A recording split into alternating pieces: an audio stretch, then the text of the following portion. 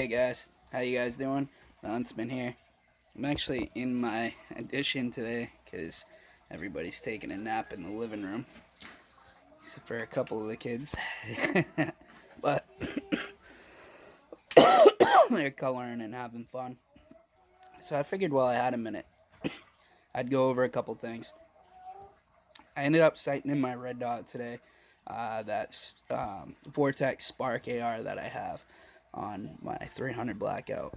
And I just wanted to show you guys a couple things on the difference between sighting in and then when you're shooting closer, point of aim and point of impact. So I'll go over that with you real quick. It's something I learned, well, pretty much learned when I first started shooting anyway. Uh, a few people had told me it's basically science. Once you start getting into ballistics, you get more into guns. You start figuring out what bullet does what at what yardage, and where that sucker's going, out of how long your barrel is. There's a lot of science to it. But either to the or, one thing you always want to do, if you've built a gun for home defense, you want to, whatever it's sighted in at, it's great to take it out and uh, test out your sight in, make sure it's still on, especially if it's been knocked around or dropped or something.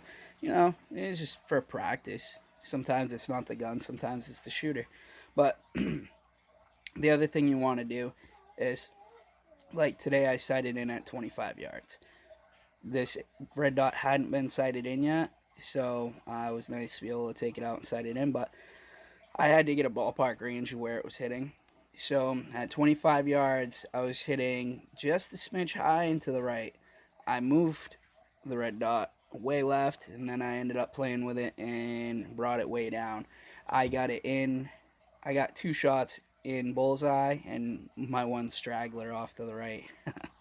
So I didn't have a whole lot of ammo to play with, so I brought it into 7 yards and I shot at 7 yards. I aimed dead center at 7 yards on the bullseye that I wanted to hit and watched where it hit consecutively. And then I knew it was hitting low, about an inch and a half low, an inch low ish. So I brought it up, a little high, probably about an inch, inch and a half high, and I hit right on the money. 3 shots, boom, boom, boom. So I'm gonna just show you guys on this target what I'm talking about.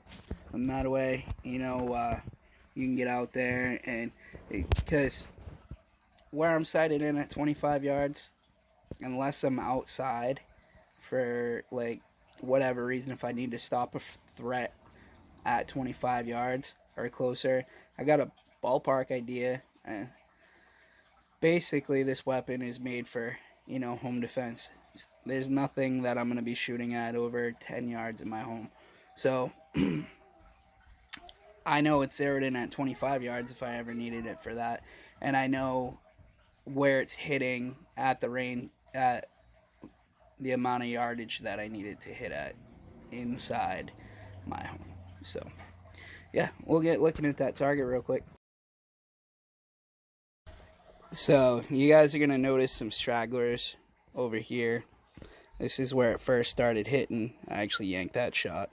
But then I got it to walk after many clicks to the left. I got it to walk in over here, and then finally got it dropped in. And then, of course, these two center, and then that one straggler there. But that was just a random last shot that I had before I had to throw some more in my mag.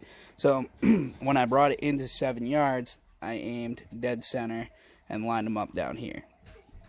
So I knew that obviously I'm hitting low, I need to aim high. It's pretty much physics. So I figured out how low I was hitting and aimed about an inch and a half high or so and put 3 dead center. From a 25-yard sight in, I had to aim about an inch and a half high on 7 yards. 7 yards is pretty much anything that I'll be clearing if I ever had to clear in my home. So I wanted to know that, for one, that my red dot's sighted in, but for two, how high do I have to aim on my sight in, so that if I had to use it in a self-defense situation, where it was going to hit. So if this target was here at center chest, you'd basically want to aim about the top of the chest and within the shoulder line, and you'd be hitting dead center chest on a man-sized target. So I just wanted to kind of give you a little bit of an idea. It's always good to try out your targets at different yards. If you're sighted in for 50 yards, they say 50 yard sight in is dead on at 200. I'm not shooting anything at 200 yards with a red dot and a 10.5 inch 300 blackout. I'm good. That's why I have a hunting rifle for. So I didn't feel necessity to sight in at 50 yards. 25 yards is good enough for me. I know that if whatever reason I needed it for outside of my home, 25 yards is I'd probably be about the max distance I'd be running it anyway.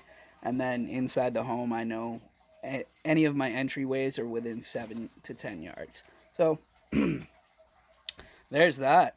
So point of aim, point of impact. A bullet will drop within 10 yards. A bullet drops before it rises. So you would think that at a closer range you'd want to aim low, but that's why we do the testing. That's why we do the ballistics. That's why we look into stuff, because when you're serious about owning firearms and defending your home, you want to know. I know I do anyway. I want to know at what distances am I going to be hitting at where on the target. So I don't want to shoot a man-sized target. You know, if I ever unfortunately had to use my firearm, I want to know that I'm not going to clip somebody in the bladder aiming at their chest or whatever, shoot over their shoulder. You know, it's crazy, especially when the adrenaline's going. You never know. So, but this has been Huntsman 32. Thank you guys for joining. The Punisher flag in the back. Thank you guys. Have a great day. I'll see you guys soon.